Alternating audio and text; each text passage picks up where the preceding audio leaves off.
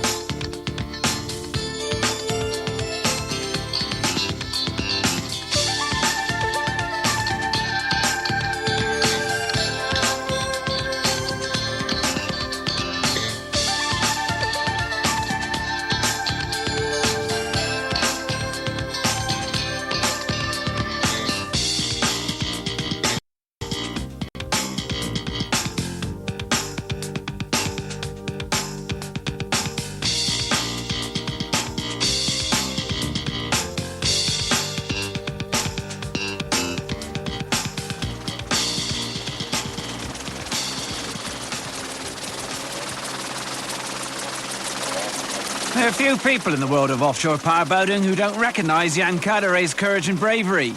This is his country, and it's beautiful.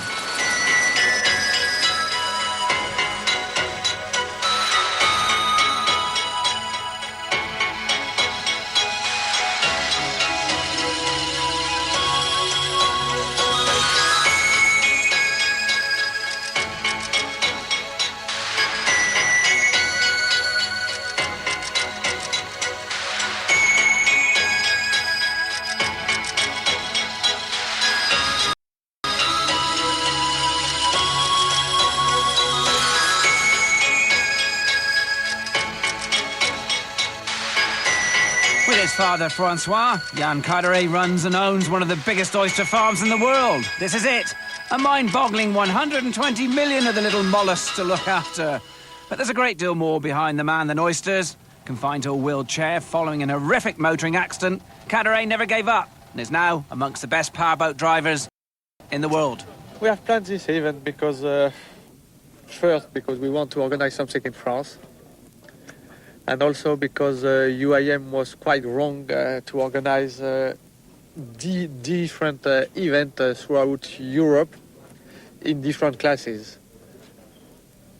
And sometimes there is a lack of entries, so it could be better to have a big event a year with all the class 3. Are you pleased with the entries? I think so. There is maybe 36 class 3, 16 OCR. It is good.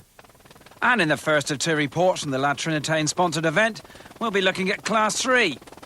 And it's straight into the action. The first of two starts for the race featured the 1.3 and 2-litre divisions. 24 boats running, and including the top of European drivers. This was Italian Giovanni Carpitelli. Number 51, his navigator Luis Marco. Well, they made the early break in 2-litre, but it wasn't to last. In near-perfect conditions, the rest were soon catching and streaming past. That was Roy Smith and Scott Hodges, UK champions from Jersey in the Mercury-powered Forge craft. And these were catamaran conditions, all right, and if you needed it, Norway's Atlee Staff and Morton Lean in the ultralight Argo number 5 were providing adequate proof. After 4 miles of the 90, they led. 82 miles per hour was the ground speed on the helicopter, as the heavy weather specialists tried to keep in touch. But, as always in the 2-litre class, standard engines keep the boats reasonably close together, whatever the weather, and navigation plays a key role. And although they didn't know it yet, for the leading group in this first race, it was to prove vital.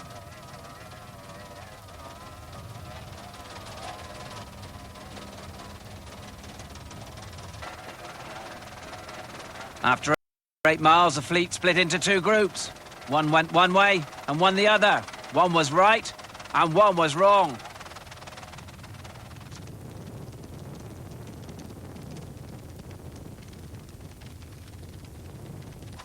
Meanwhile, back at the start, 4 litre and 6 litre were lining up. Again, Caderet had assembled a Europe's best, and this time he was amongst the numbers. And it was a colourful start, as always, to get offshore racing underway. Plenty of power too. Close on 600 horsepower per boat for the 6 litres and 400 horsepower for the 4 litres, ensuring speeds in excess of 100 miles per hour are available to all who should need it. And the early pick of the bunch, the immaculately prepared skater of Finland's Aurelius brothers, Tom and Bo. Two 2.5 EFI Mercury outboards giving them an early break at close on 110 miles an hour. In 4 litre, it was closer. D8 Max Walker and Alan Ward in the generously flamboyant Manifeld led just from Sweden's Timblin brothers, with Caderet after a slow start by his standards in 5th. Walker, though, demonstrating why Occy Manifeld's radical creation is subject of all the offshore design chat these days. Second overall after 4 miles were the Frenchmen Laurent Place and Ivan Navarro in a boat Place designed and built himself. Fifth overall was Maurizio and Capoferri in the Buzzi number 24, followed by Riccardo and Joel Dambrini, number 15, and Caderet, number 7. Just a lowly 7th overall for the Frenchman, and plenty to do here to get back in touch with the leaders. But Caderet is another of the drivers who counts on rougher conditions, and this just wasn't what his skater catamaran ordered. Nevertheless, with navigator James Moreau, tactically he's equipped to compensate navigationally, and he certainly needed that here.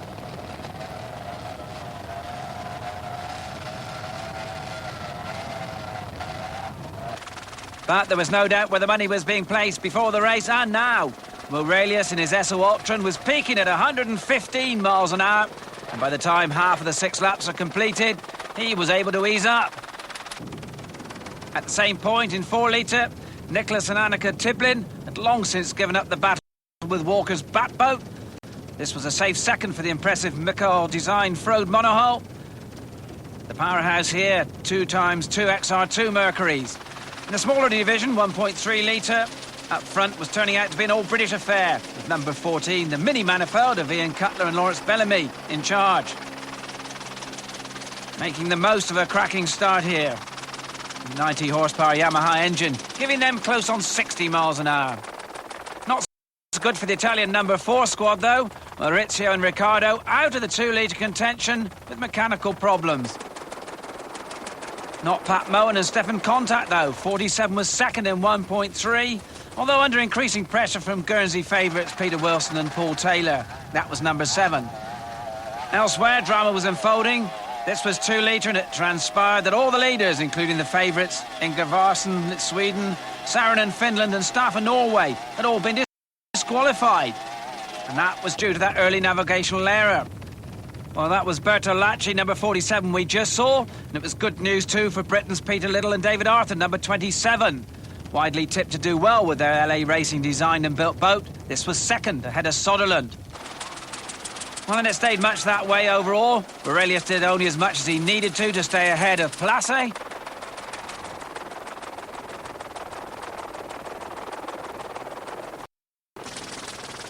Walker and Ward played much the same sort of game in 4 litre. Easing up towards the finish, while remaining more than comfortably ahead of the Tiblins. But the performance of day 1 was undoubtedly Caderet himself. Destined early on, it seemed, to finish 6th or 7th, he clawed his way back to 3rd, just 21 seconds behind Tiblin.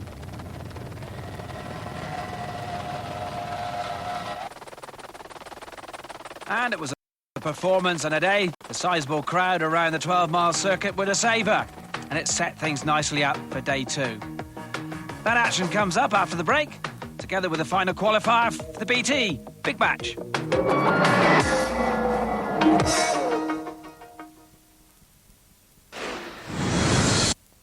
Welcome back to Euro Offshore 96. This is day 2, and there was much to prove all round, but no more so here than in the 2 litre division. Still smarting after losing all their points in the first encounter, the Scandinavians were in determined mood to set the record straight. First, however, they'd have to beat off the Italian Armada, led on this occasion by Marco De Vecchi and Gianpaolo Montevocchi. They led in the Argentinian hot boat. They were first at Mark 1. Things weren't quite as crucial in the second start for 6 and 4 litre. Aurelius, 44, as expected, shot off into the distance. Once he's dispatched of Tiblin, that is. Lived up to his record of the fastest 6 litre driver in the world.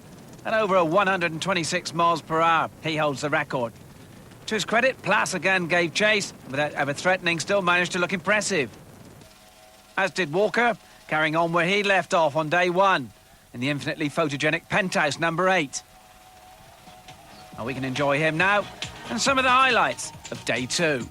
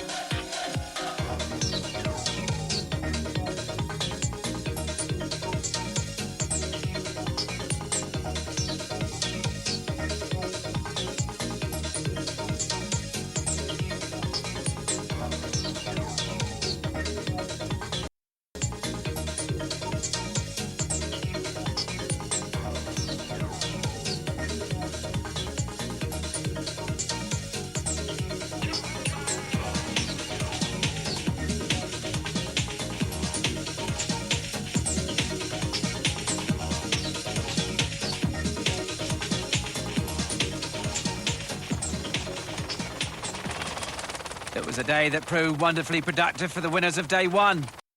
Tom and Bo Aurelius recorded back-to-back victories to take the 6 litre title with 1 race to go. Walker and Ward achieved the same in 4 litre, although they could still be caught. While Ingerson and Anderson eventually rebuilt much of the Scandinavian 2 litre confidence in another Manifeld creation. In 1.3 litre, it was all changed too, with Peter Wilson's catamaran taking line honours and promoting him to 2nd overall. So, with Pat Moen still very much in touch, it's a winner-take-all for Heat 3. Even closer in 2 litre, any one of 11 could still become European champions here. In the top 4, the Scandinavians make their mark, but Italy and Great Britain still lead. What a finish there. And what a championship for Jan Cadaret's Flying Oyster. 2nd behind Walker on day 2, putting him level with Tiblin. And with 400 points for a win, silver's realistic and gold a possibility. Overall in 6 litre, Aurelius is out of sight, with Plas offering some French resistance. But even that ground to a halt on lap 5, day 2, when he barrel rolled. And that was it from the first 2 days at Euro Offshore 96, with everything nicely poised for the final day. And we'll have all that action from Class 3, plus some stunning coverage from the OCR European Championship. And that one did go down to the oyster country in the final roundup of Euro Offshore 96.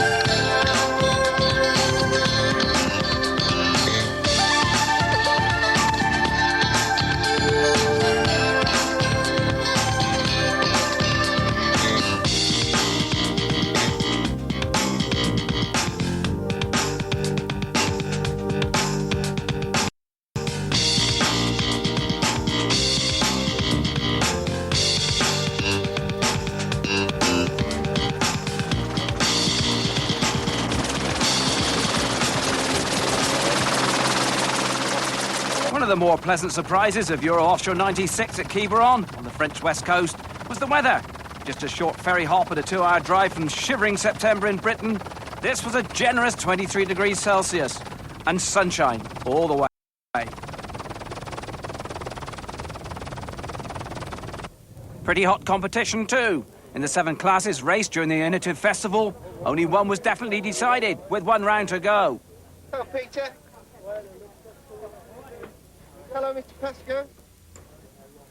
Time now then to catch up with that final action, starting with a look at the scores to date in offshore. And with 400 points for a win in 1.3, any one of 3 could still strike gold, and any one of 8, silver or bronze. Mind you, with the first and the second so far, Cutler and Bellamy always the favourites. In 2 litre, following major surgery from the judges in Heat 1, almost every one of the 18 starters was in for a shout on gold, with Ingvarsson and Anderson and Little and Arthur slightly in front. In 4 litre, Walker and Ward needing a 5th to go with their 2 victories if they were to be new European champions. And it looked easy enough, although Cadaret's improving tournament might cost them final heat victory. And in 6 litre, it was all over. No one could catch the Aurelius brothers in their flying SO Ultron, so no one decided to go out. We did, and this is the best of the action from that final race, kicking off with 1.3 and 2 litre.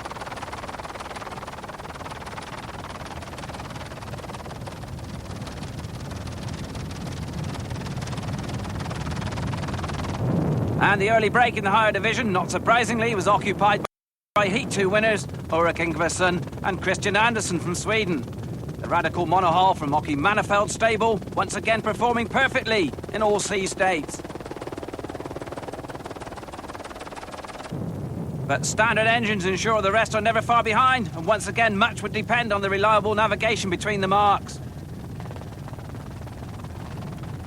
First heat winners Bertolacci and Fabrizio, reduced to 6 in Heat 2, needed at least top 3 if they were to hold on to a slender 26-point lead. And that was 5th, and definitely not quite good enough.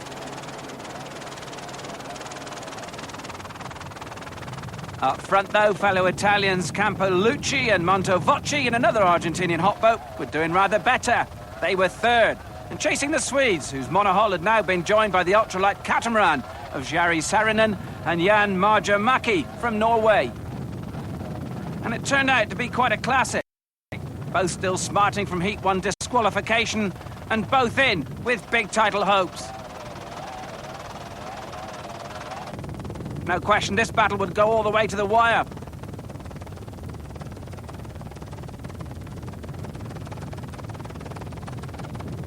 Just 50 metres astern, Campolucci, without points in Heat 2, was joined by another Norwegian, Atle Staff, whose 3rd in Heat 2 was sufficient evidence to suggest he too might make the podium.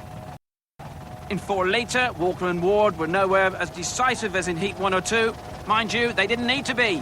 5th, remember, was good enough. Or it might have been something to do with a titanic duel between the Tiplins and Cadaret right behind. Equal on points. Not much to choose between them here either.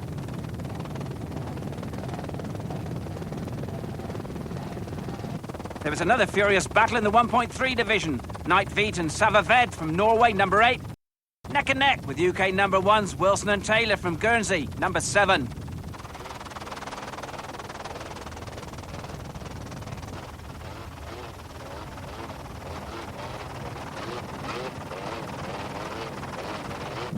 But neither would take the title unless they got past Cutler and Bellamy, number 14. They led. Back in 2 litre, everyone had passed number 51. While the rest looked for points, Carpatella and Marco's search was for oysters. They'd flipped. Up front, Ingvarsson and Anderson restored their early advantage, and although the boat looked in near perfect shape, the hungry pack was never far away. And they were now led by Atle and Staff, who had taken advantage of mechanical problems for Saarinen and Marjamäki, but couldn't shake off Campolucci. And there was an increasing threat from the talented duo of Peter Little and David Arthur, Great Britain, number 27. In 4 litre, following the loss of one engine, Walker and Ward were a precarious 4th, and Cadaret was suddenly looking favourite for gold. And not to be left out, Cutler and Bellamy provided the drama in 1.3. They went walkabouts on lap 4, leaving Wilson to accept gratefully the golden gift. And Night Feet the chance of an unlikely bronze. Well, that was the way it stayed. Caderet and Moreau went on to record their first victory of the championship overall, and in 4 litre, leaving Walker's dreams hanging on a thread. So in 1.3, Cutler and Bellamy's little navigational sortie proved expensive. Gold turned to bronze behind Wilson and Mohan. And in 2 litre, justice was done. Ingwersen and Anderson were always quickest. When they went the right way, that is. And Little and Arthur were magnificently consistent. And finally in 4 litre, Walker and Ward held on just, although in the end an engine controversy threatened to spoil the whole party in the division. Next up was OCR.